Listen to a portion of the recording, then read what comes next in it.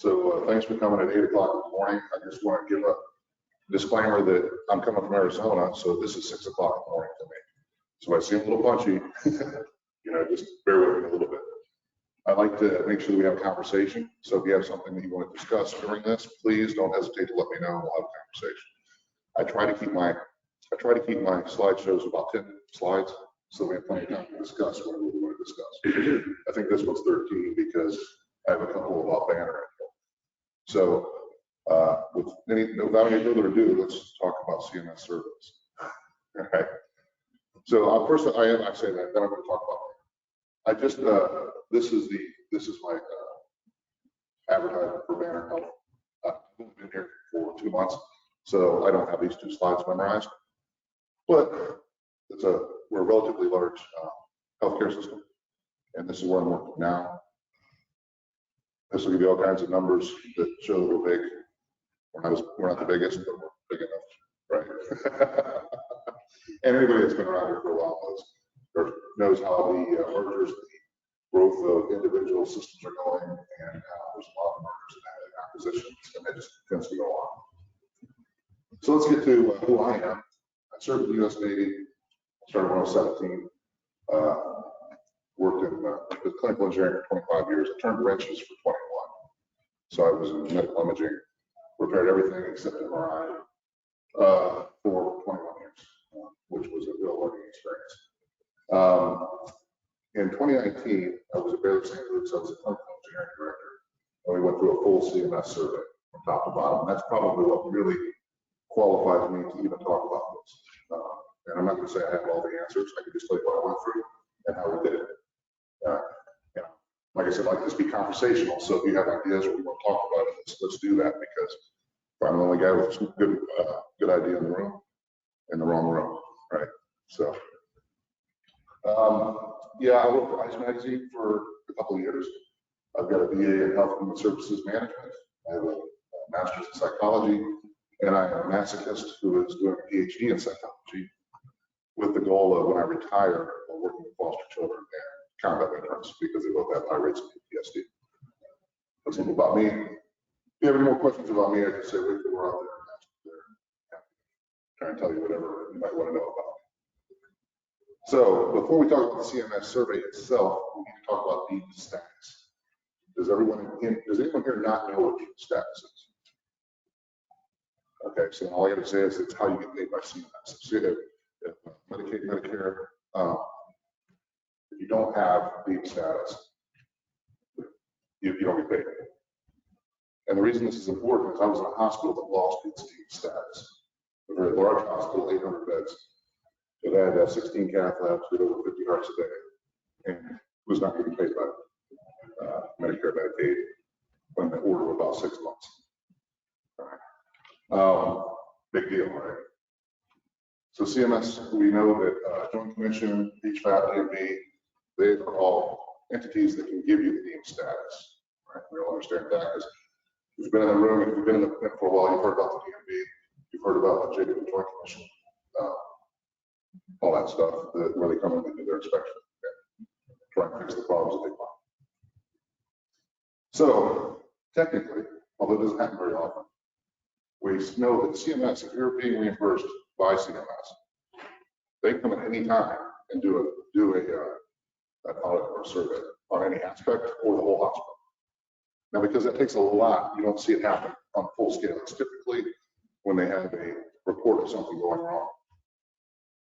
So the way the hospital I was in ended up in a full CMS survey is bad blood transfusion. They gave the wrong blood type to someone and they died.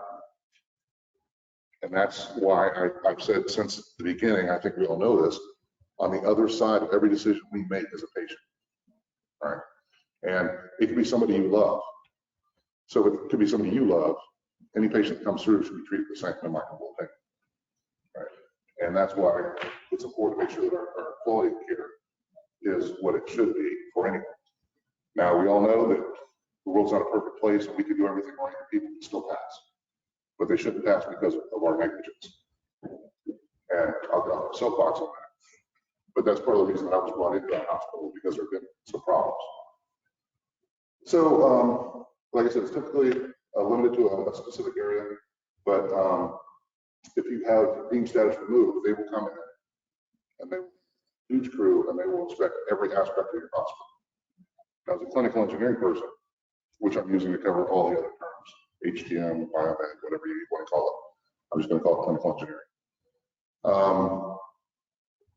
I learned a lot about aspects of the hospital that I never knew going through this survey because it was all hands on deck. But this is specifically written to cover retaining your deemed status. Okay. If you have questions outside of that, I'm happy to talk about it. This was set up for how do you get through a CMS survey where you don't have deemed status, which is the worst kind of CMS survey to have. Okay. So what do you expect once you have your CMS survey start? So from the surveyors, they're going to go through every document, type of document in the hospital, right? They went through mounds and mounds and mounds of documents. And this is logistically very difficult because you're also trying to run a hospital. Okay? So they're going to go through personnel files, policies and procedures. And policies and procedures are a huge part of this survey. And I want to point out, and I might even have this on a later slide, but the reason your policies and procedures are so important is because when they come in, we had what should have been a finding for my department, clinical engineering, but it wasn't because we followed our policies and procedures. What happened was they found 3 trophons that we didn't even know were in the hospital system. CMS found them. They didn't have stickers on them. Nobody knew when they'd been installed. So we followed our procedure. And so when we sat down, they said, hey, this is a finding. You can't have equipment that has checked. PM, we have no record of it. Here's our policy procedure. Here's what we did. As soon as we found out about it, we had a PM done on it. We got all the information we could, got it entered, did everything we were supposed to do. That kept us from having a finding. We were the only department in that 6 months, clinical engineering, that did not have a finding. But that was because we had very solid policies and procedures, and we followed them. We didn't always execute as well as we'd like, but we did follow the policies and procedures. Your inventories, billing, maintenance, billing. I have no idea. Yes. So that was not affected at all. So the finding was not against clinical engineering. What they did do is they did have a finding about supply chain because they had not located us, right? But it was corrected in their policy procedures in that step. But yeah, it wasn't a finding for clinical engineering. It was a finding for the hospital, but policy procedures saved it from being much bigger than it could have been. Right. So, billing. I had no idea. Billing. I don't mean billing for patients. I mean billing for purchase orders that we issued for items we bought for the hospital. We're part of this. They looked at everything. One of the first things that happened at our hospital is they shut down the cafeteria, and everybody, including people in suits, went down and had to scrub rust. It was crazy. So, of course, they'll do the walkthrough inspections of facilities. If you have an old facility, you will have findings because it will just be structural things that are no longer code. All right. And there's a couple things that will happen with that depending on your state. On if it gets covered by a grandfather, if you put in a different, if you can do something to actually mitigate it, or if you have to completely redo the structure. Obviously, they're going to have to redo the entire building, but there are areas where we did some strange and baffling construction to meet the requirements of CMS. You're going to observe multiple procedures in the hospital, and they will observe multiple shifts. Now, fortunately, you know this ahead of time, so you can prepare for it. And they were there. I know it's hard to see that when you go to the CMS survey, you're just trying to get through it, and people are worried about the job, people are worried about a lot of things. There was only one surveyor that I felt, of the multitude that were there were over 27 there at any given time. There was only one that I felt was there to try to make things better. The rest were honestly saying, listen, this might be better, or here's the best practice. So remember that. Now from the hospital, you can expect them to try to avoid what's called immediate jeopardy. And immediate jeopardy can shut your hospital down. These are huge violations of protocol or things that put patients in danger. They have a list of them. If you go to the CMS website, they will actually have a list of them. Right? immediate jeopardies are. So immediate jeopardies, I'm trying to think what the ones were off that. It's things like having not having proper needle disposal. That's a huge one. And there was a bunch of them were procedural. So we didn't have a lot of them on the clinical engineering side. There's a lot of things that can shut your hospital down. 8 to 5 was our survey time every morning. So 8 to 5, yeah.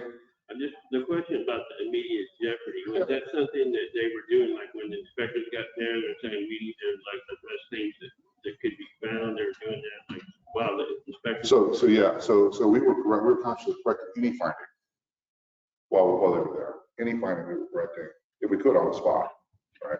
Some of the findings were, you have different levels of finding, right? Immediate jeopardy is the worst because it will, like I said, it can shut you down. We had a couple that they were trying to say were immediate jeopardy that once they were reviewed by the full panel, they weren't immediate jeopardies. But it got everybody wound up a little bit. It's a scary thought. You've got a hospital with 800 beds and you have 600 patients staying there on a regular basis. It's a nightmare. So it's a scary thing. But yeah, we were correcting on the spot as much as possible. Anything that could not be corrected on the spot from 5 p.m. to 8 a.m. we were correcting. Now this led to me walking in and seeing a director. And I'm like, how are you? And she just starts crying. And so I just let her show her a little bit. And she was good to go again. She'd only had 4 hours of sleep for the last 3 nights because she spent all night trying to correct problems for the next day. We had a high turnover at the time because this is stressful. This is a high stress situation, especially the bigger the hospital, the more stress. So need for overtime and extra effort. I think that I thought that went without saying, but I thought we'd say it. There's usually things that go without saying. I need to say so. From your team, now this is specific to the clinical engineering team that I had. I had my team rounding constantly. Anything that was not an emergency repair or PM that had to be done on that one got pushed to the side, and we were rounding. Well, we were rounding just for clinical engineering. Right? I had them look at each other's areas for problems, but we're also looking at stained ceiling tiles. This is what the head of this work was about. We're looking for blocked electrical access, blocked gas access. Anything we know is not right. It's not our responsibility to fix it, but it is our responsibility to at least report it. Right? Because we're everywhere in the hospital. Right? And we kind of try to tell other teams that too. It's like, listen, you need to help us, we're gonna help you. All eyes have to be open. We all have to look at what's going on. The document review. For my team, I had them consistently just spot checking documents that we were doing. Right, to make sure that they met the requirements that we were going to need should CMS come in. And when we had our order the inspection. So here's best practices for the hospital. And let me tell you where these come from before we go forward. The average hospital that goes through a CMS survey will go 18 months to get it corrected. We were done at 6. All right. Now, anybody here from Columbus, Ohio? No? Okay, well, there's a Mount Carmel there for full CMS. And 2 years in, they still weren't clear. I believe they're clear now because they've been just over 3. But it works in that hospital system there. And they were struggling to clear this CMS survey of their findings to where they had to need status. So they went several years without deep status. Having us work with a radio with each surveyor, this is allowed. This means you can tell people where they're going to be next, so that you can have people there if you need extra staff to deal with anything. We tried to have biomedical engineering people act as what they're going to be, not to do anything, to be able to answer questions. If we knew where they were going to be, we tried to make sure somebody's around there, just so if there's a question they could answer, not to hide anything, just to make sure the questions can be answered on the spot. Because if they can be answered on the spot, that saves you all the after-hour stuff. Okay. They also make sure that if the surveyor says I want to go to cath lab, surveyor gets to cath lab without going through 17 other departments. That seems like, well, it just means our eyes aren't touching everything that they don't need to touch. They're going where they need to go. Again, I think they're just to be more efficient. All right, and like I said, relays attended. You have a simple command. We had large, space almost as big as this, where all documents that were requested were brought to and reviewed prior to being handed over. Because in a panic, what a lot of people were doing was they were printing out this much paper when they needed this much paper, right? So they would go through, they would review it, they make sure that things were handed, and they made sure that if there was a question, they understood it before it went to the surveyors. Okay. The surveyors themselves had another large area, about half as big as this, where they had all their meetings and they had all of their workspace to do all the review for what they needed, just review documents and talk amongst each other and things like that. Executive assigned as an expediter. We had a VP whose job was to fix whatever needed fixed. He had the authority to write checks, I think up to $500,000, $500,000. He could authorize it instantly and make it happen. This is huge because at 7 o'clock at night on a Sunday, when you find out you have to get something fixed, you have to be able to call this executive and say, hey, and for me, the guy's name is Sal. Sal, we need approval for $80,000. What's it for? If it's for, you write it down, you approve it, and off you went. This alone made a huge difference. And you have to understand, if you're at this point, you're going to spend a ton of money. Lots and lots of money to get a full CMS survey, huge amounts. So this includes covering anything. It doesn't matter what it is, it includes any of that, right? So anything that needs approved, they have the authority to approve it or hold it. They can make that decision, say, wait, let's look at our alternatives, but they get to make that decision. Again, adjust staffing as needed for current climates, because there were times where you had to approve contractors just to come in to literally clean rooms out so they could do emergency cleaning, construction, whatever it was. Didn't matter. Excuse me. So that was his whole job the entire time. For 6 months, he technically had a good job, but all he really was clear finance. And that's, if you don't have that, it's going to make this process a lot worse. Okay. So, now the part that I knew very intimately. We had to take ownership, not just of our department, but of the hospital. I had to keep telling people every morning, listen, this is our hospital. Yeah, we work for a much bigger corporation. This is our hospital, and most of my team had been there for so many years. They do this hospital like back of their hand. And that's how we get through it. Obviously, we make sure that PM completion is following our procedures, policy and procedures. Right? But we want to double check and make sure that we're finding them all. Make sure that we're communicating to the departments who are frazzled from the rest of the survey that we're looking for this, or we're looking for that. We can't find this, that, or that.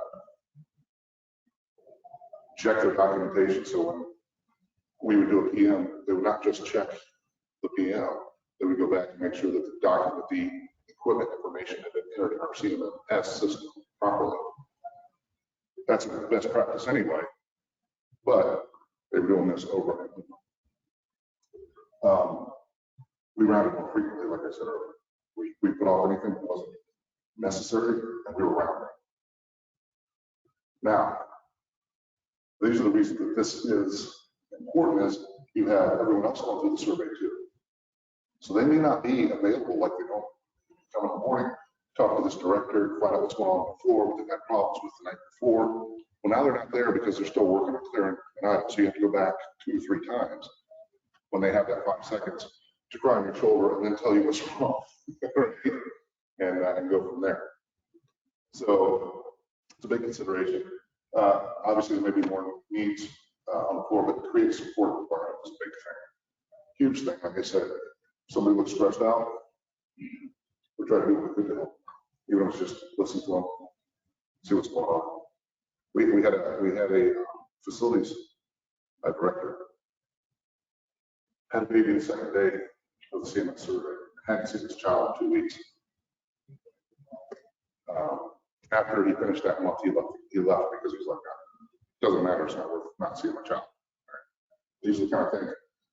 Life is still happening outside of CMS, but CMS will give it as much real life as it possibly can. again, this is a full survey. So again, I stress, we have to create that support requirement. Like I said before, head on the swivel, right with eyes and ears. We see it, we see everything in the hospital. We have to make sure we see it. Because if I walk through this room and this computer sits here, and I walk through this room every day, I stop seeing the condition of this computer. This computer may wear, it may get beat up, but I don't really notice it because it's been there forever. And we have to re-look, we have to look from a different perspective, even if it's sometimes walking in from a different direction. My master's in psychology. We walk in from a different direction. We look at each other's thing. We walk through together. So I say, wow, the computer looks beat up, right? Those kind of things, very basic, but it's things that when we get in the heat of the moment, we can forget easily. All right, so I'm not going too fast. Anybody have any questions as far as I'm just rambling on? All right, so preparation. The best preparation is just to be at your system. And this goes to any department of the hospital. Documentation. I don't know how long everybody's. I'm sure we've all been in the industry different lengths of time. I've been for 26 years now. When I started, all documentation was handled. All of our clinical engineering work reports, when they were filed, and you had sometimes could read the third copy, right? All that kind of stuff. So documentation, we see it's running, we see it's safe. You've got some history on it, yeah, right? Documentation now, everything's digital. And I told my team, your job is documentation. Now you have to go do things to document. You have to do PMs, you have to go repair equipment. Your job is documentation. So it has to be active. So active inventory and service history. Like I said, we found that we had 3 items that we didn't know were in the hospital. And that was a big deal, but we got to enter a problem. And when I sat down with the inspector, I was 2 hours, my time was 2 hours later than it was scheduled for because the people with the inspectors in front of me had run over by 2 hours because we had so many issues. I walked in with my laptop and our MEMP, everyone knows what a medical equipment management plan is, yes? Okay, so I walked in with our medical equipment management plan, handed it to him. He was a little surprised, so he read through it, checking boxes. And then he was like, well, I want history on like whatever you want right on the computer. And so he pulled up 4 or 5 things, so 20 minutes into my he's like, you guys know what you're doing, I'm done with you. And the executive's jaws hit the floor because everybody else had been there. But I was fortunate that we had a very good system for clinical engineering. And if you have that in place, once they see, I'm going to go back to paint days now. It's like if it works, fix it. If it's broke, paint it. If it's painted, dust it. Right? So they walk in and they see it and it looks right. The inspectors move on to the next thing. Because they know once they start seeing, they're like, oh yeah, there's going to be some few minor problems here, but I'm not worried about these guys. I'm worried about what's going on over here where I've seen other problems. So if you can present your system as a very organized system that they can understand quickly as checking all their boxes, they're not going to keep digging. When they don't see a problem in the beginning, they're going to move on. And that's, I can't even tell you how huge that is.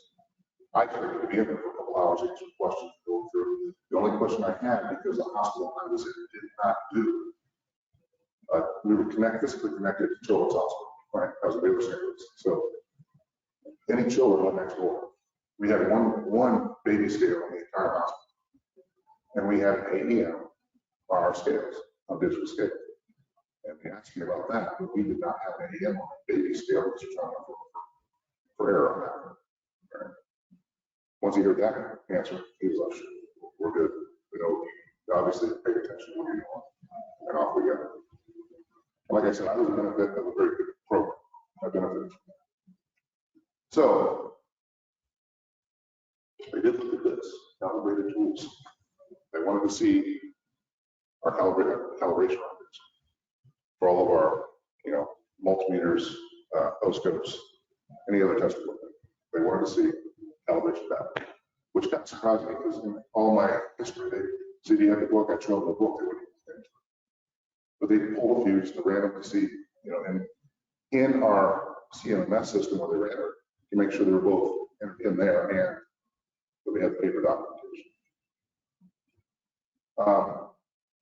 Accurate detailed descriptions of service. Again, he did a random audit, and he could have pulled up one of the, I'm sure hundreds of work orders that probably wasn't up to standard. It wasn't quite as detailed as it needs to be. But he did pull up, once he pulled up, we're satisfied. So in that, that's why I put random audits here. That is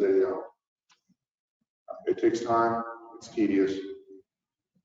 I'm going to go one step further because I had this conversation earlier yesterday, is have a standard for your work orders.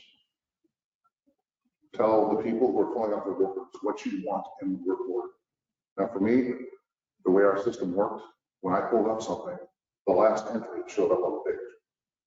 So the last entry they would make before they closed the work order, they were required to put at the very top the problem was and what solved it. And then they put whatever other notes they wanted after that. So that if I pulled up some problem, solved it, I could dig deeper if I wanted. But have a format so that all of them look the same, having the same information. And obviously the details are a little different, but you want the same layout. When they see that, they're like, oh, this is a plug-and-play system. It also makes it easier if you get deposed. Ask me how I know.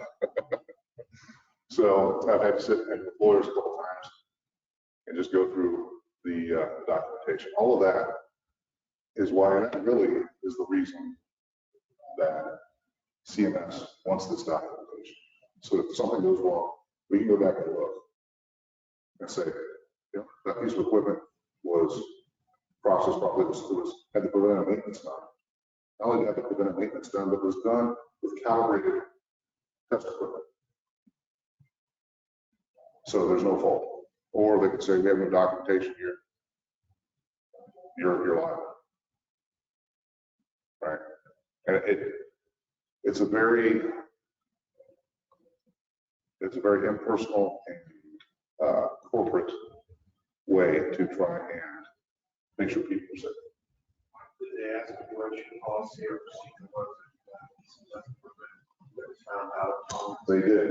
And it was actually ours. He checked that box. But ours is something what did show up. We'd go back and pull 5% of the things that had been used on and check them. And if we found a problem, we would go back and redo everything. So when we, having that in place, again, also procedure, right? And not only, so now we're talking about policy and procedure, a huge deal also is making sure your staff knows policy and procedure. I mean, it seems obvious, but we have, I think we have 13 chapters of policy and procedures. Daily huddles became a thing long before CMS, where we were still working, a couple policies and procedures almost every day, so that they at least heard them, they knew where to find it. And I made sure that from my position, if they didn't know what it was, they could always contact me. I'd be happy to point them in the right direction. But again, it goes back to that policy and procedure and knowing it and having it in place. Is it going to cover everything? You hope so. But I also told my team over and over that, do the right thing. I'm never, ever get kickback doing the right thing. You might find better ways to do it later, but if it's in the moment, do the right thing. But again, that comes back to there's a patient on the other one of our decisions, right? So PM completion, obviously, it's a big deal. Everybody in this room understands. I'm sure the need for PMs to be done. And what happens if you have equipment that's not PM? It's bad news. Qualified personnel was a big deal. They really started pushing for, why are you qualified to work on this? What can you show me that shows me that somebody showed you how to work on this? And when you have some, especially old school imaging guys been working on X-ray for 30 years, he's going to look at that look that he's got. Doing this for 30 years, right? But you still got to go back and get whatever document, whatever training he has on job. I was surprised because they made such a big deal about training. But as long as you document the on-job training, it actually makes a huge difference, right? Okay, so somebody who really trained him. So document your on-the-job training. We did it in our CMS system. Right, as training given, training received. And once we started that, I had to make sure that they started putting detailed information as to what they actually covered, right? Oh, we worked on the CAF. What did you work on? Was it the generator? Were you doing calibrations? What were you doing? Were you doing just PMs? And once we had those, they saw those, it became a lot better. But the Mesa, they're fine. They just wanted to see that people had been trained. Background checks. They looked at background checks for everybody in the hospital. That was one of the things they pulled, and they looked at everyone. So that became a little bit of a problem in our department because all we had was a date that it had been done. We didn't actually have the background, who did the background report from the guys that were there. So we presented that, but we also ended up, just to be safe, had background checks done on everybody that didn't have a current background check. So that's a huge deal. Training records, like I said, shot records. We found out that there were in the hospital, well, not my department, in the hospital, there's something like 200 people whose shots weren't up to date. Hadn't had flu shots, hadn't had various other shots, which baffled me, but it's a big deal. They were not allowed to come back with shots up to date. And then documentation. Now, I know it's the documentation at the top, but it's that important. Right? It needs to be repeated. Documentation, documentation, documentation. And you can't do documentation in the middle of a CMS survey. You're not going to recover in the middle of the survey. So documentation, day to day, all those little steps, every day, documentation. It makes everything different. And like I said, I tell my team, documentation is your job. You just get to work on stuff to die. Now, here's the things to consider that might make everything a little bit better. First of all, alternate shift. That doesn't mean third shift or second shift. It can mean a split shift. It can mean any number of things. But just do a couple of things. It'll give people a chance to sleep.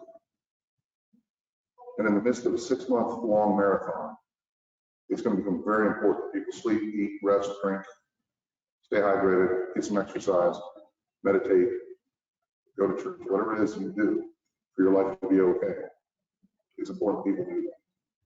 Because everybody starts off deciding that they're going to fix it in a week.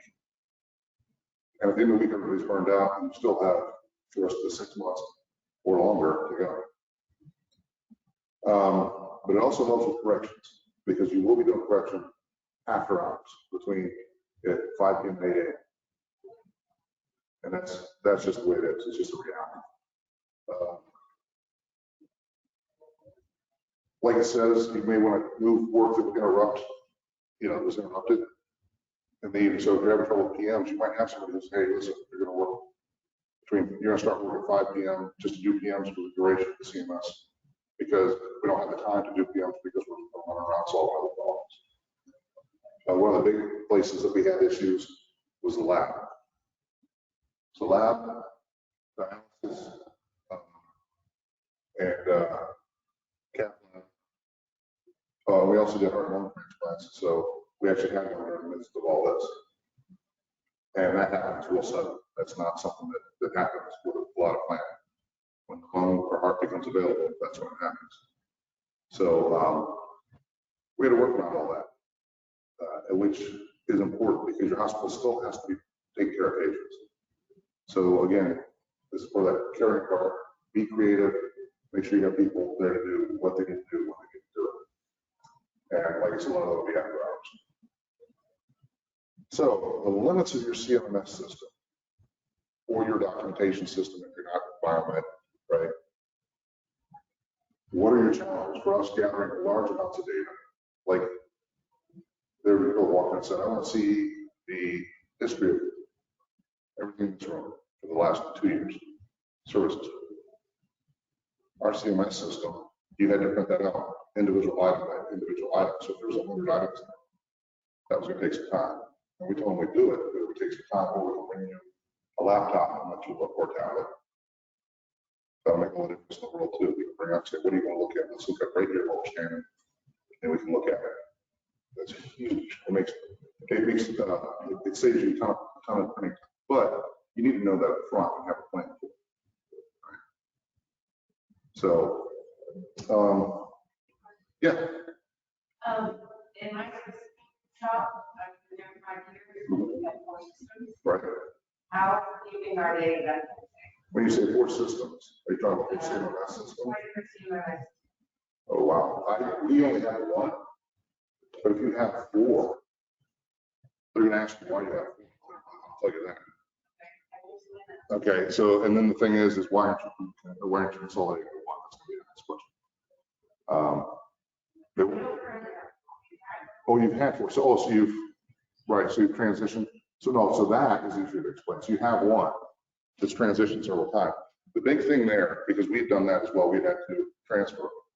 The big thing there is clean up your database. That should be, we had spent before the CMS, we'd already spent a year going through and cleaning up the database. Ideas on that again, reviewing it as you do with PMs. Now, one of the things that will slip through is if you have things that aren't entered correctly, they won't have a PM date on them, or if there are no PM required, but they're not there anymore.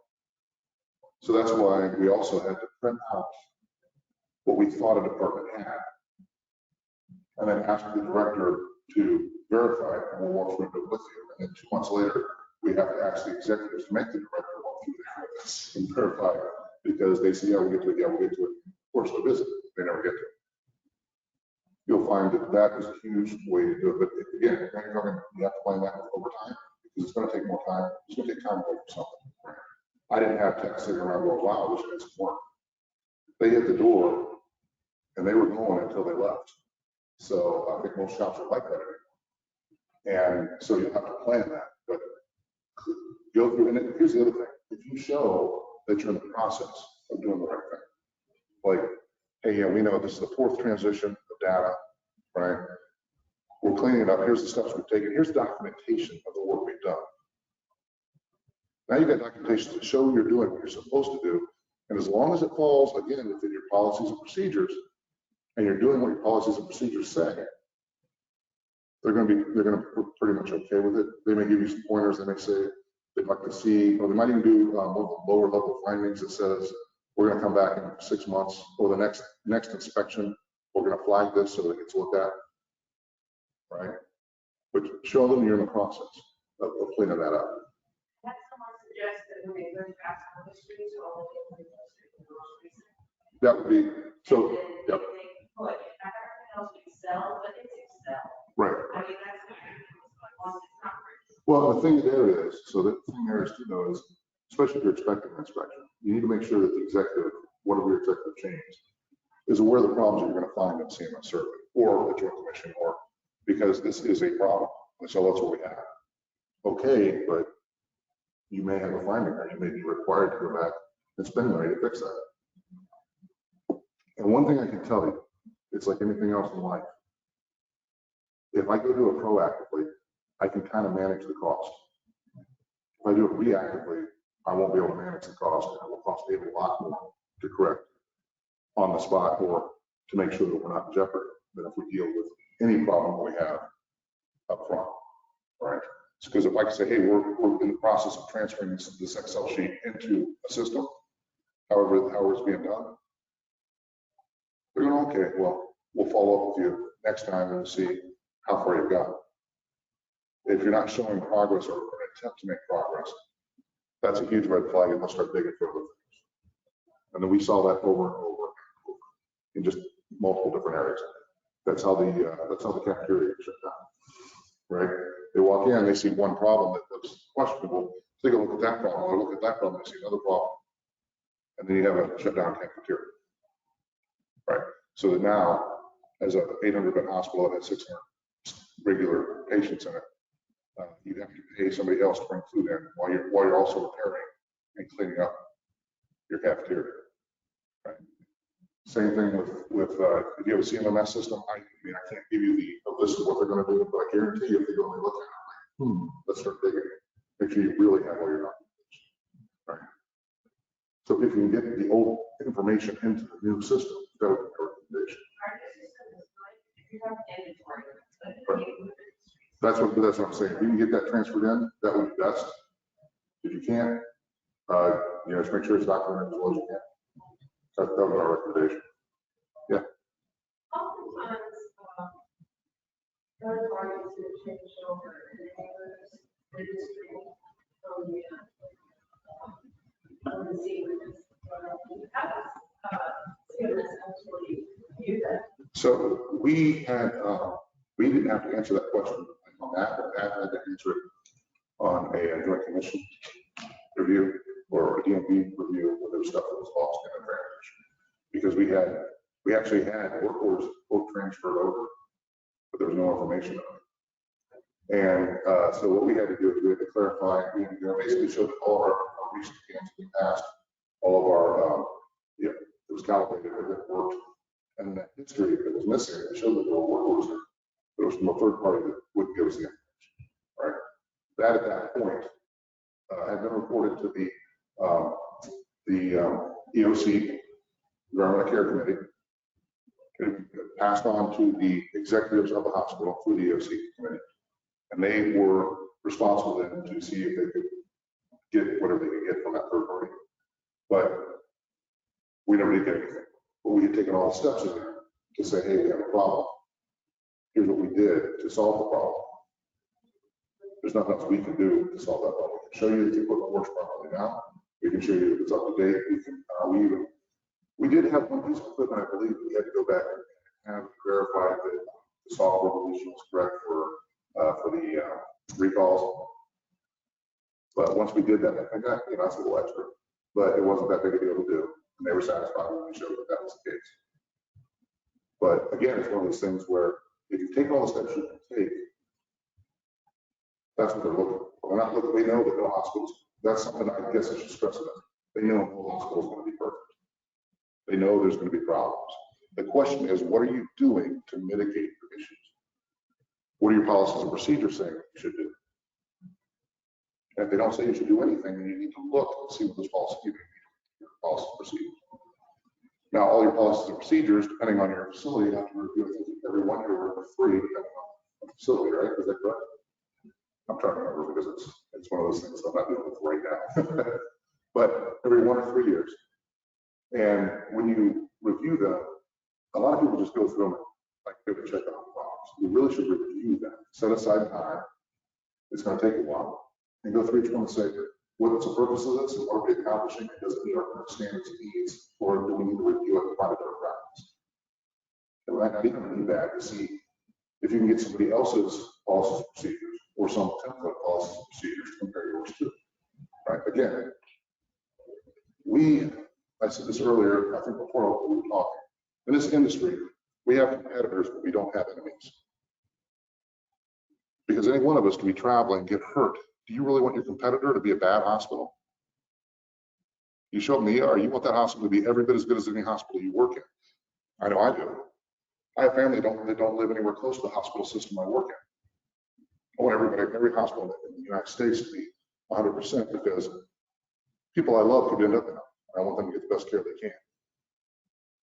So I think it's important to remember that we have competitors, we don't have enemies. So when we can work together, down in the Texas Medical Center, it's an excellent example. Most of the directors there will trade ideas. They'll talk about what they've dealt with, right? That's why the HDMA Texas, HDMA Texas, phenomenal group. They get together and they're like, let's push the industry forward.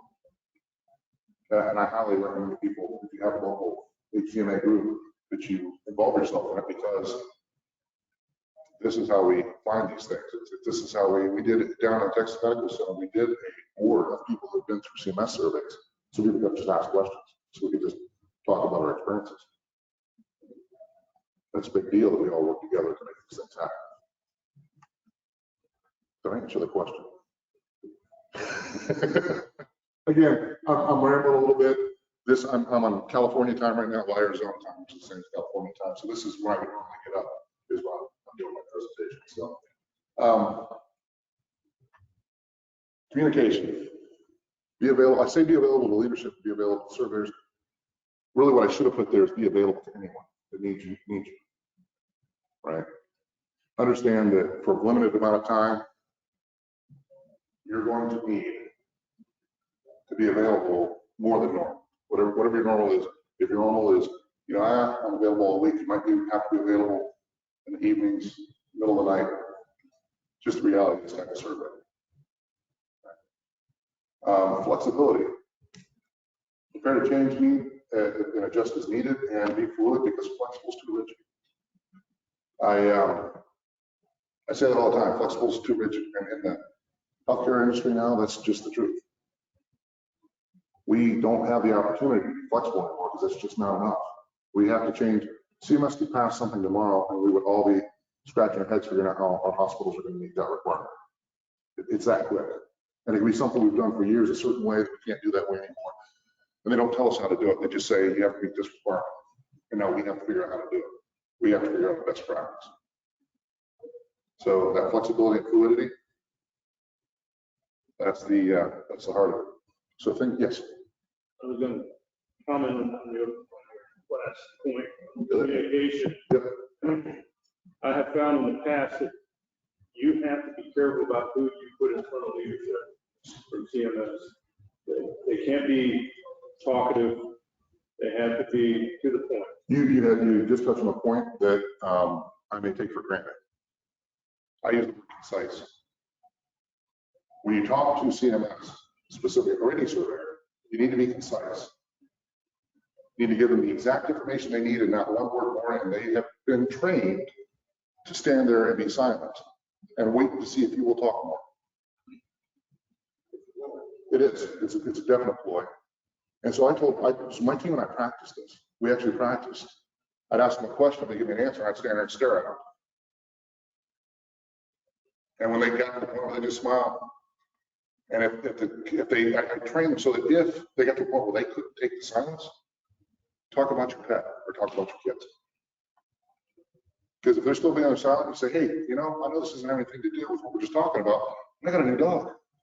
He's awesome, right?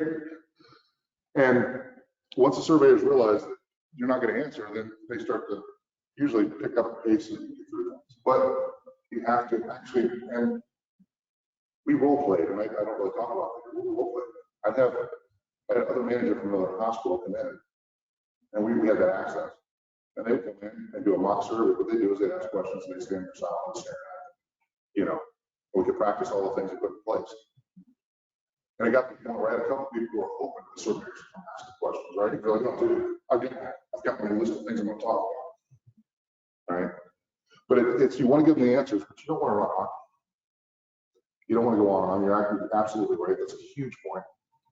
So those are things you might want to do if you have a survey coming up. Prepare your staff. Do mock surveys that are real mock surveys, not just going through the data. Sit them down, drill them a little bit.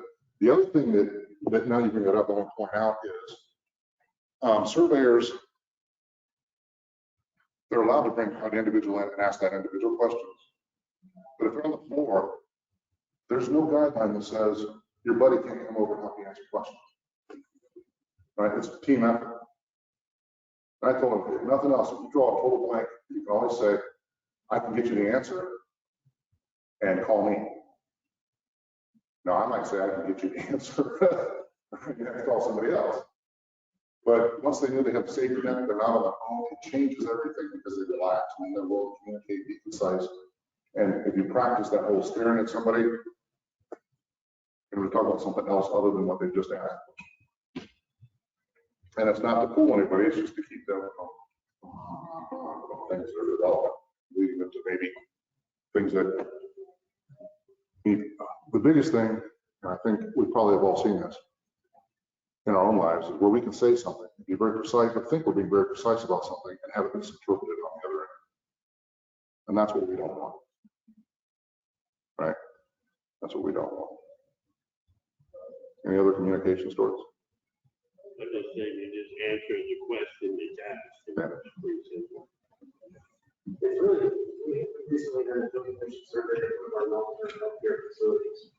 And I was under the dialysis unit, and the survey was incredibly sharp. You never know whether you're going to get it done, really sharp individual. And this gentleman really knew his stuff. He didn't have time for his tablet in front of him. They knew the questions to ask. And he did that same exact thing. He got through it right away. And I pointed him to our lockout tag activity. And so that was my out, so to speak, to be able to speak to that and then instantly, once that quick conversation is over, it was out the door. So point him in something that has a here's our program, here's our lockouts, have a good day. Right. That was a real quick thing to a stressful, it was a 45-minute conversation that I had to shut off because he was just waiting for it, begging for it. Right. So, yeah. That's all somebody else.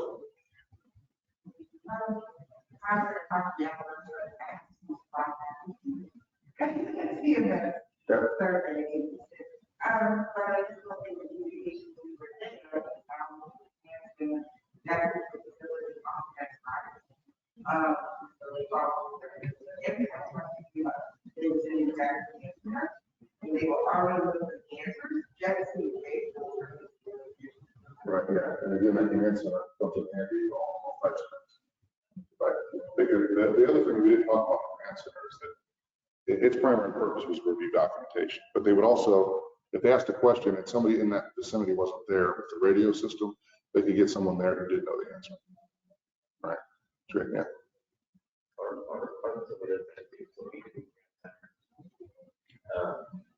Anything that a surveyor requests has to go through the command center, never use letters that first or anything. You never ever get anything from the surveyor. Right, right. And then the thing is, even if you could, you just say, I can get that to you. Yeah.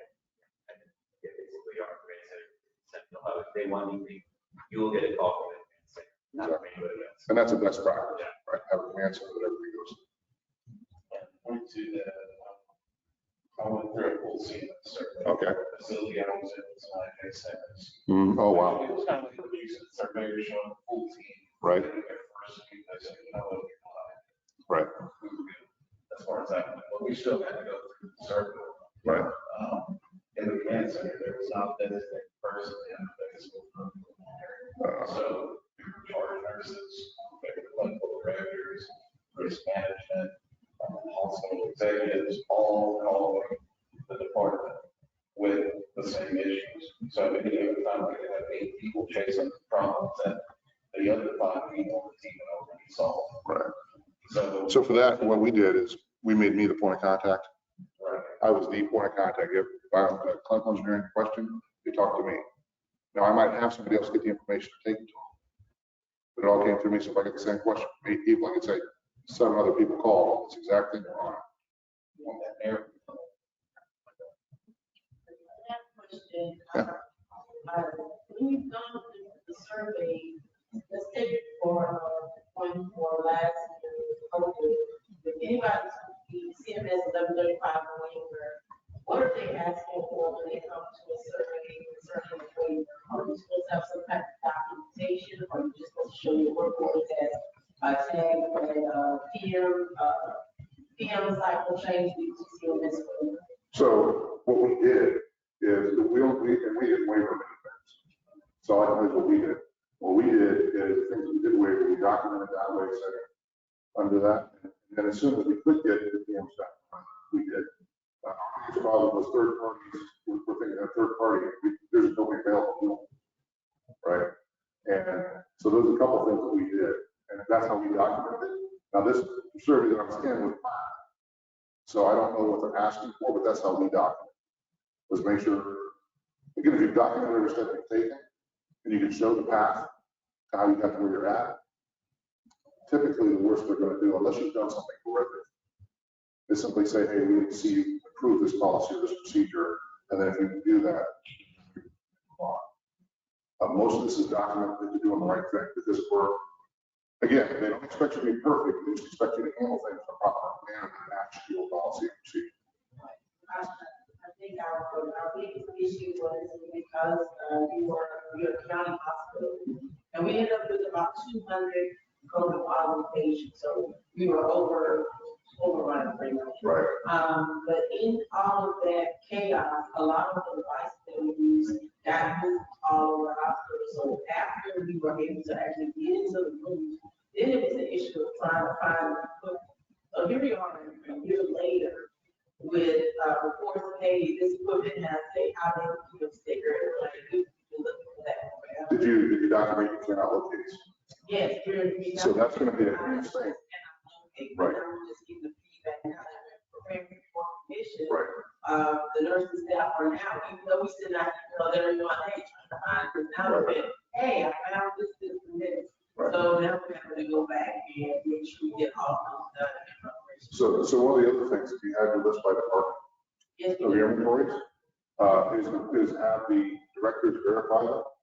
yes, actually, send it out every month. Yeah, that's, so yeah, so print out the actual physical printout of what we think is in that department.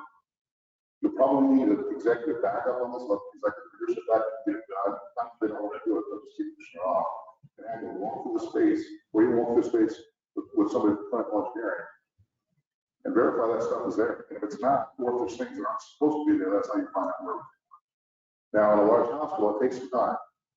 In the PM, we just actually had a full physical inventory form because everything was just so unsure. So I was call in a company to do a full inventory because everything was so steep. Right. So that's getting that inventory straight is a huge deal. Yes, ma'am.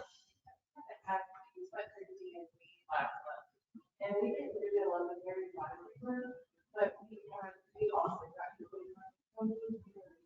more of the hospital and patients. And we did try to read them to their role. Yeah. Right.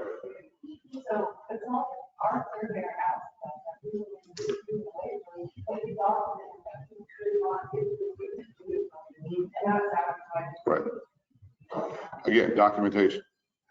If you document, so yeah, that we did have a few things that were long-term service, but typically they ended up coming out maybe within a month of when they were due. So we didn't see that same problem. But exactly, you document why it's not done. Yeah, it's on a patient providing life support, basically. That no surveyor is going to ding you for that as long as it is documented. Yes, sir. Talking about could not locate, what I have found that seems to work for executives especially is if you put out a list to each department of could not locate each time that you're through there, that is sent out to all the directors every month or every quarter, and that is rolled up into your environmental care reports. It has a tendency to get people helping you rather than hurting. Right, no, absolutely. And camera locate as well. What we would do is we would sign our letter would say, you're not to use these devices. But they're listed. If you are, you're in violation of them. And it's set up our policy and procedures.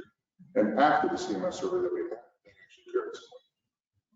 So I like the idea of, sending the whole list. Some people don't like the idea, but when you send the whole list of all of the management, then everybody, when they know somebody else is visiting, man, I better get this cleaned up, because everybody knows, exactly. their dirty laundry. Exactly. Okay, this is my last little slide. I'm gonna get through that and then we can talk all we want. Make sure we're on time. Oh, yeah. So here's the things that help. Take care of your team. We had various needs from our team members through the 6 months. Again, life happens outside of this room, right? And so we have to remember that we have to make sure that people can take care of the things they need to take care of outside of work. Yeah, we expect a little more of them during the time that we're in the survey. And I just flat out told my team that when the survey starts, we're going to ask more people than we normally do. But we also had to make sure that they were getting taken care of. And checking on your team. Some of your team members probably tell you every time they stub their toe. But there's other team members who are going to try and be tough and take it. I'm going to get through this thing and I'm solid. And other ones you just need to go, hey, are you all right? How's the family? Think, talk about a few things that are, see if they actually have it. Hey, you know what? Maybe we'll get somebody to cover. Take Saturday off. You don't need to work overtime this weekend. Yeah, you should have told me it's your daughter's birthday, right? These kind of things that you'll have some team members, that's just their nature. They see it as a work ethic. Well, when it's damaging to him and their family, you really don't want that. Because 6 months later, their daughter's 6 months older and he wasn't at his daughter's birthday party. It's a day. Yeah, it's in the middle of a survey, but it's a day. It's for the day of your daughter. Rest and food. We had some people that put on weight during the survey, but some people that lost weight. We had a lot of people who were walking around with like zombies because they weren't eating the rest of them. They weren't getting enough. Well, some of them were getting more exercise because they're walking all over the hospital, but some just weren't getting enough exercise to be healthy at all. Take care of each other. Be kind. Assume that the person who's yelling at you has just had the worst day of their life. I told this to my staff even before a survey. When you go to talk to a nurse, caretaker, someone who gives actual care to a patient, assume that they've just seen something terrible that they're being mean and nasty. Give them the benefit of the doubt. Because you don't know if they just watched somebody die. You don't know if they've just seen somebody take their last breath. You don't know if you've just seen someone come in from spousal abuse and they had to process that emotionally. There's a lot that goes on in a hospital that can affect our mental state. So give people the benefit of that.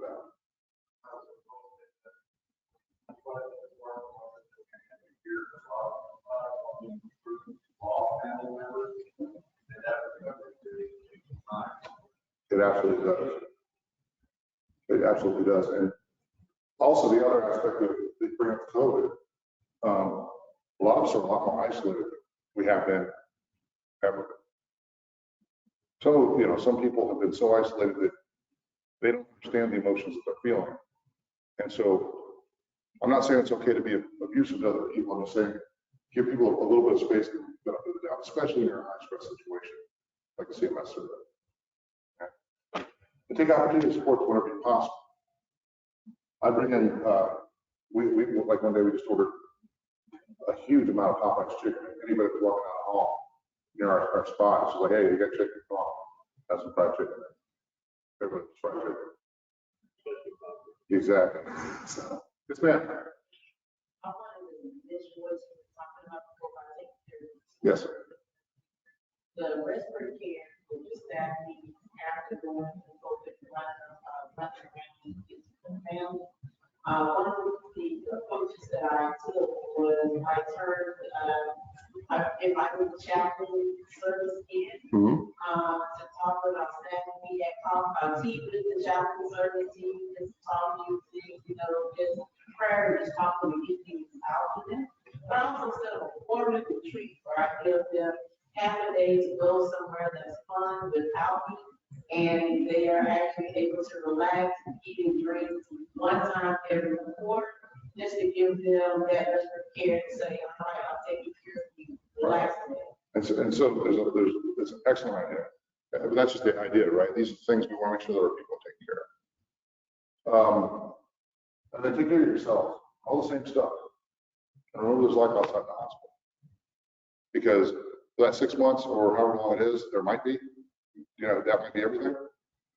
Remember, there's life out there. There's something else to do. Make sure you take care of yourself and do those things. And so that's it for my slide deck. Is there anything else anybody wants to talk about before we wrap it up? Because I want to say thank you for participating. Makes my job a lot easier. So you guys make me look cooler than I really am. All right. Well, if nothing else, that's what I've got. If you got anything you want to talk to me about, I'm here the rest of the show. I'm happy to have one-on-ones with anybody that wants to have a conversation because I'm all about moving the industry forward. All right. Thank you, everyone. Appreciate it.